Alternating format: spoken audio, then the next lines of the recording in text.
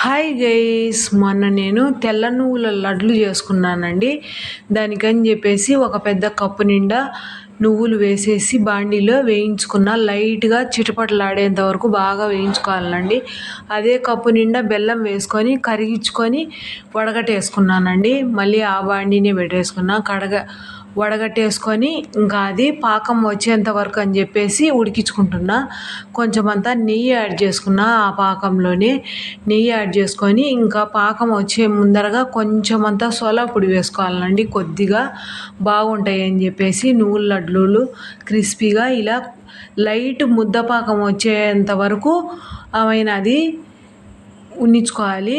పాకం లైట్ ముద్దపాకం వచ్చంగానే ఇంకా నువ్వులు వేసేసి బాగా కలబెట్టేసుకొని ఇంకా ఉండలు కట్టుకోవాలి. చిన్న చిన్న ఉండలు కట్టుకుంటే చాలా టేస్టీగా ఉంటాయండి. ఒకవేళ గట్టిపడిపోతే కనుక మళ్ళీ వేడి చేసుకొని కట్టుకోవచ్చండి. మా వీడియో నచ్చితే ఒక లైక్ చేసి మా ఛానల్ను సబ్స్క్రైబ్ చేసుకోండి. మీ ఫ్రెండ్స్కి షేర్ చేయండి. మా నువ్వుల లడ్లు ఎలా ఉన్నాయి కామెంట్ పెట్టండి.